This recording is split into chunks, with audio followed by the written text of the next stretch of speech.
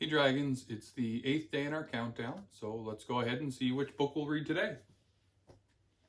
All right, can you help me find the 8?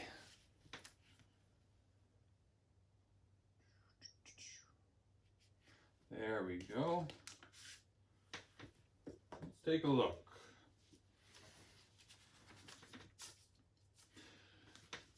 Peter Pan.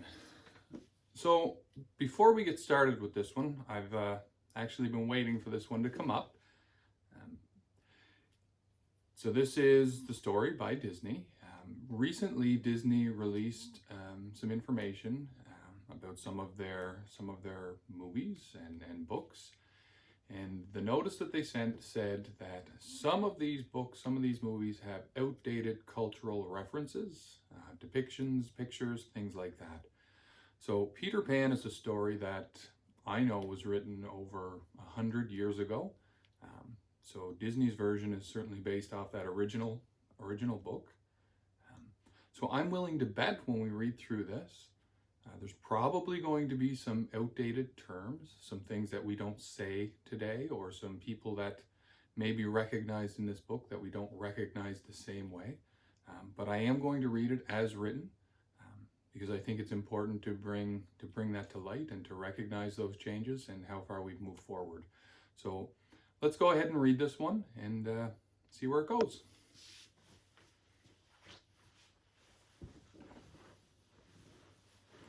So let's get started. Peter Pan.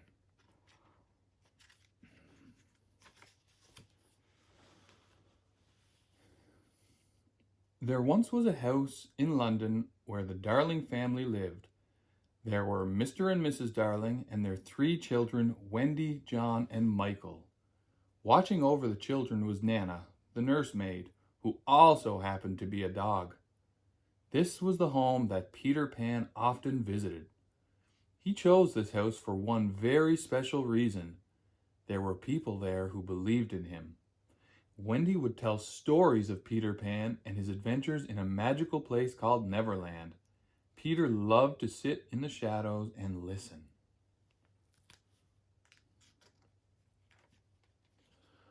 One night, while the Darling children were sleeping, Peter Pan and his fairy friend Tinker Bell slipped into the nursery.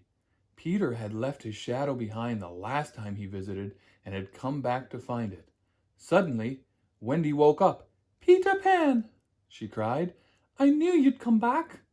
She had been keeping his shadow safe. Carefully, she sewed Peter's shadow back onto his feet. Wendy explained to Peter that tonight was her last night in the nursery. "I have to grow up tomorrow," she said.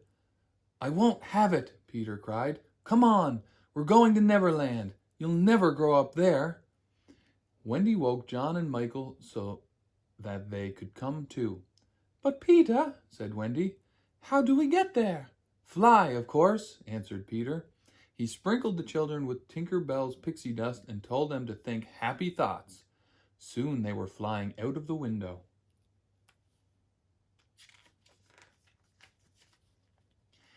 Peter, Tink, and the children soared through the skies and finally spotted Neverland.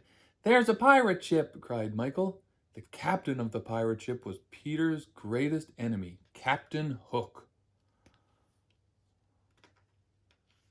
"Blast that Peter Pan," said Hook as he studied a map of Neverland. "If I could only find his hideout, I'd trap him." Captain Hook got his name because he had a hook where his hand should have been. A hungry crocodile had bitten it off long ago and was still after the rest of him. Luckily for Hook, there was an alarm clock in the crocodile's belly that went tick-tock, tick-tock, so Hook could hear him coming. Meanwhile, Peter Pan had taken Wendy to see the Mermaid Lagoon, but John and Michael had no interest in mermaids. They wanted an adventure with Peter's friends, the Lost Boys. "John, you're the leader," cried the Lost Boys. Then, lining up behind him, they marched off into the forest. As they marched along, the Lost Boys and John made a plan. They would be very clever and capture the Indians.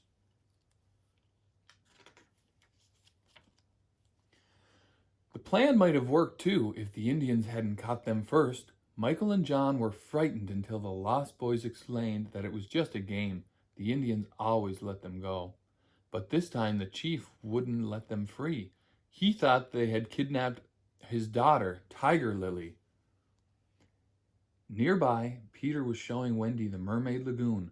Suddenly, he spotted Hook and Smee rowing by in a small boat. Tied up in the back was Tiger Lily.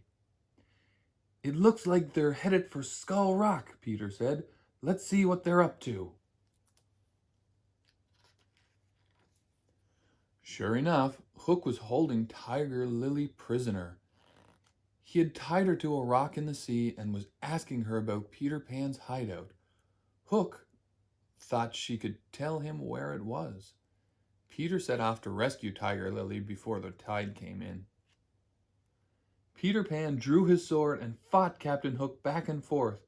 Wendy could barely watch and gasped as Hook lunged at Peter. "I've got you this time, Pan," cried Captain Hook, forcing Peter near to the edge of a cliff. But Peter danced out of the way, into thin air.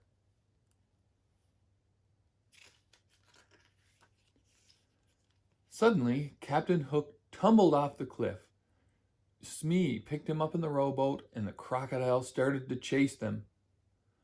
While they rowed away, Peter rescued Tiger Lily and flew her back to her father, with Wendy following quickly behind.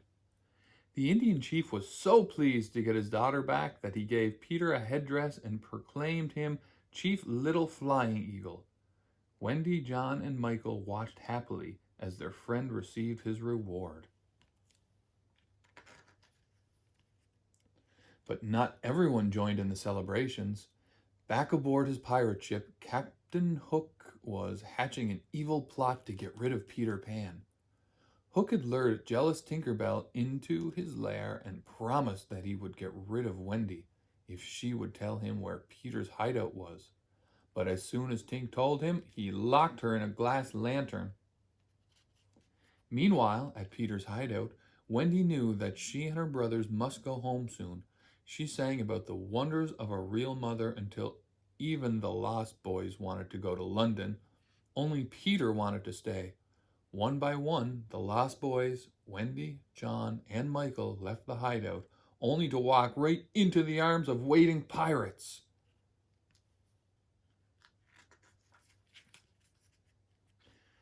Captain Hook and his pirate gang led the prisoners away and tied them to the mast of his ship. "I have left a little present for Peter," Captain Hook told Smee. "It is due to blast off at 6 o'clock. From her glass cage, Tinker Bell overheard Hook's plan. She was furious. She knocked over the lantern, and with a crack, she was free. Tinker Bell reached Peter's hideout just in time. He was about to open the package. She tried to pull the package away. There was no time to explain. But it was too late. The box began to smoke. Suddenly, kaboom!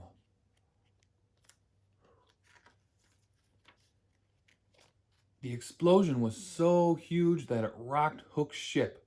Captain Hook smiled. "Join me or walk the plank," Hook shouted. "Join you? Never!" cried Wendy. She walked to the end of the plank and jumped, but there was no splash. Peter Pan had flown to save Wendy. He set her down safely, then flew up onto the rigging. Hook scrambled up after him and drew his sword. As Peter and Hook clashed swords, Wendy, Michael, John, and the Lost Boys battled it out with the other pirates.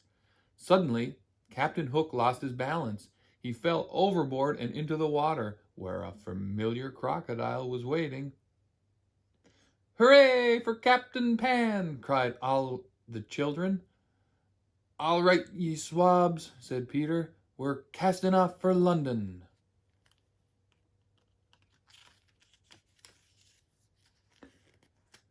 "Michael, John, we're going home," smiled Wendy. "Hoist the anchor," cried Peter. "Tink, let's have some of your pixie dust." Tinker Bell flew around the ship, sprinkling her magical dust as she went. Then up, up, up, went the ship, and as it rose, it began to glow like gold. Back in London, Mrs. Darling found Wendy asleep by the window. "Oh, Mother, we're back!" cried Wendy. She told her parents all about their wonderful adventures in Neverland. "I'm going to bed," announced Mr. Darling, but as he turned to leave, he noticed, passing in front of the moon, a ship made of clouds. "You know," said Mr. Darling, "I have the strangest feeling I've seen that ship before, a long, long time ago when I was very young." And indeed he had. The end. Well, I hope you enjoyed tonight's book, and I look forward to reading with you again tomorrow.